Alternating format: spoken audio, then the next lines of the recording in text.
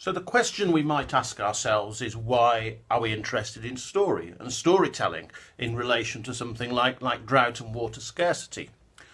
Well, if you imagine any kind of theme, any kind of subject area, and it might be drought, it might be something else, but the discussions around those themes tend to consist of a certain number of different knowledge systems or types of knowledge that we have. So those may be a kind of scientific knowledge, it may be a technical knowledge, might be a policy knowledge or a technocratic knowledge.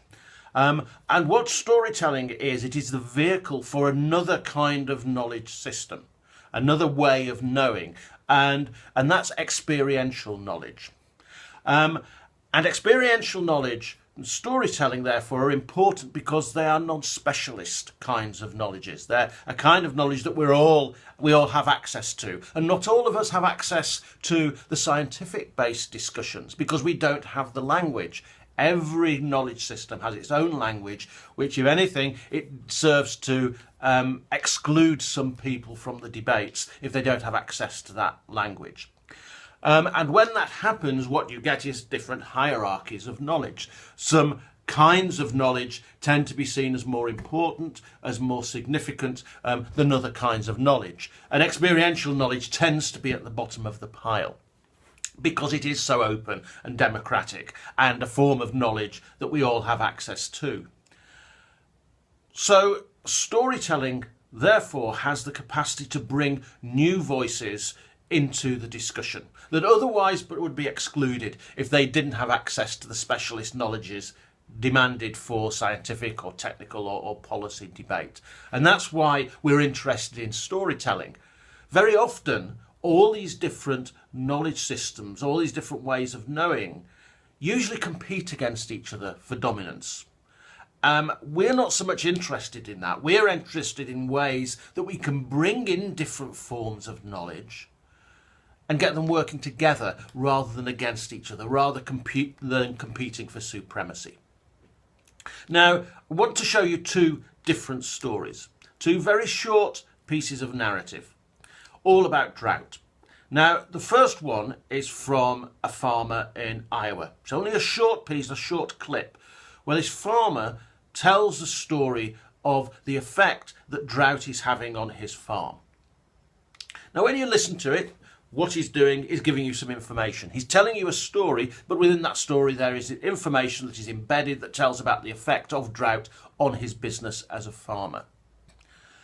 And as he comes towards the end of his story, he pauses for a moment. And you think, is he pausing because he's trying to just assimilate his thoughts? He's trying to think of the next thing to say. And after a few seconds, he starts speaking again. And as he speaks, there's a little crack in his voice. And you realise that he hasn't stopped because he's trying to assimilate his thoughts. He's stopped because he's been trying to control his emotions. And then you realise, that's the point at which you realise what the story is really about. It's really about the human impact, the emotional impact of drought. Not simply the business impact, but what happens to people when they're affected by drought in this way. And that is something that only story, only experiential knowledge can capture, that human impact. The second story is from the Murray River Basin in Australia, and it was filmed about 10 years ago now, and the person speaking is an old man who's well into his 90s, and he's talking about a drought in the Murray River Basin about 100 years ago when he was a babe in arms. And again, it's a short piece of narrative, and there are two bits to this story. The first bit is that he gives quite a lot of information about how the community at that time responded to drought situations, the kinds of measures they took to counteract the water shortage. The second thing is he then goes on to talk about a particular photograph that he has taken at the time. And he uses the photograph to go through all the people in the photograph and to talk about that particular situation. To me, This is a story about solidarity as much as anything else. It's about communities coming together and being resilient in the face of drought, in the face of difficulty.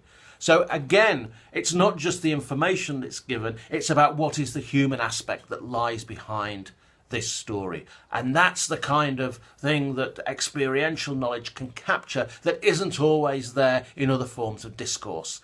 And that is why we're interested in story. It adds to the mix and it gives a much richer sense of knowledge that we wouldn't otherwise have.